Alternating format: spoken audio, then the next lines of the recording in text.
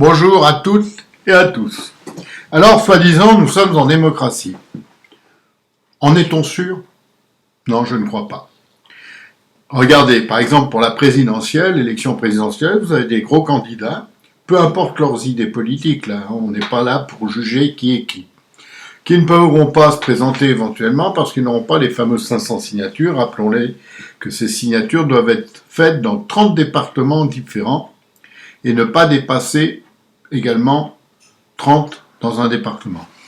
Donc c'est un peu plus compliqué comme ça. Alors que vous avez des petits candidats dont personne n'a entendu parler, donc pour qui personne visiblement n'a envie de voter, qui ont eux 500 signatures et plus. Alors je vais prendre un exemple concret, on aime ou on n'aime pas, mais vous avez Philippot qui réussit des grandes manifestations, qui réussit à mobiliser beaucoup de gens et tout, il a eu une signature le gars. Il a été obligé de renoncer à la présidentielle. C'est complètement délirant.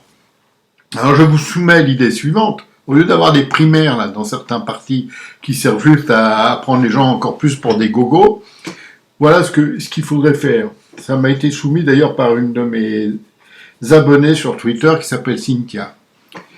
Il faudrait créer 3 tours, tout simplement. Le premier tour avec un pourcentage X qualificatif. Alors on pourrait dire 2%, 3%, 4%, 5%, je n'en sais rien, c'est à étudier. Et n'importe qui peut se présenter. Tant pis, il y aura peut-être 50, 100 candidats, je n'en sais rien. Ceux qui passent ce premier tour seront au deuxième tour, et là, au deuxième tour, les 2 premiers iront en finale. Voilà. Et comme ça, on n'aura plus cette histoire de signature à la con, alors que le vote, lui, il est secret dans l'urne. Les maires doivent afficher pour qu'ils ont signé, ce qui fait qu'il y en a plein qui ne peuvent pas donner leur signature à qui ils voudraient. Imaginez, je suis dans une ville où je suis le maire, ou premier adjoint au maire, enfin quelqu'un qui peut donner la signature. La ville est de gauche, mais moi j'ai envie de donner ma signature à un gars de droite. Si je fais ça, ça va se savoir. Prochaine élection municipale, je saute. On en est là, c'est ça le système, c'est un système de raquette. C'est un système anormal dans lequel on vit et on se prétend être en démocratie. Mais c'est faux, c'est faux.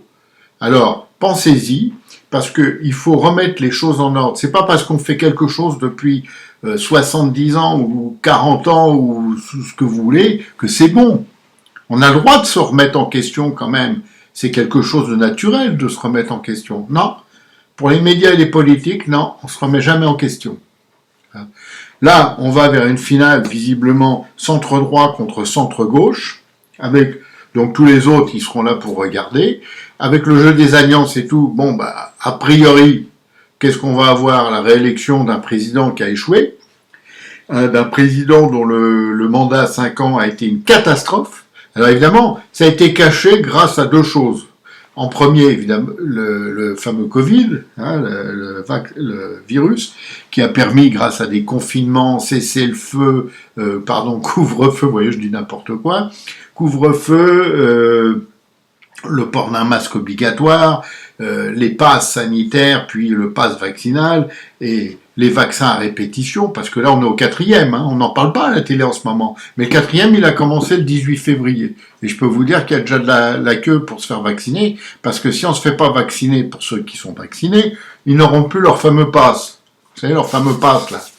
Bon, moi je m'en fous, de toute façon je vais plus nulle part, comme ça j'économise. Alors, qu'est-ce qui se passe? Ça a enfumé tout le monde. On a parlé que de ça pendant des heures et des jours et des mois. Et d'un coup, qu'est-ce qu'on fait? On ajoute la cerise sur le gâteau, l'Ukraine, la guerre. La guerre à nos portes, non mais c'est n'importe quoi là.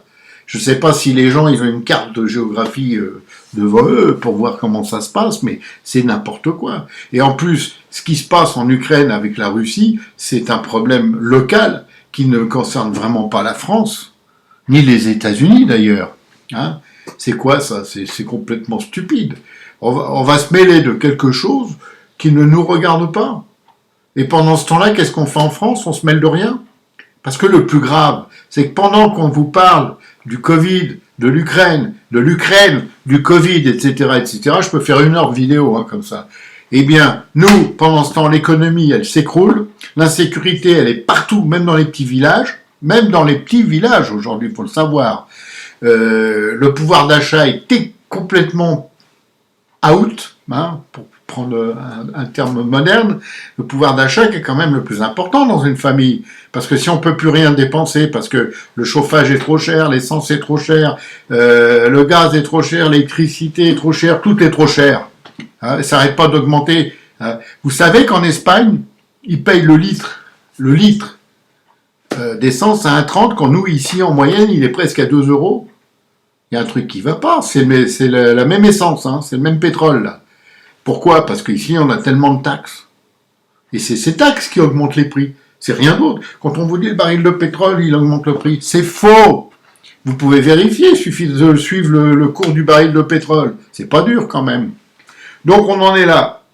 Alors si on veut être une démocratie, agissons comme une démocratie. C'est tout ce que j'ai à dire.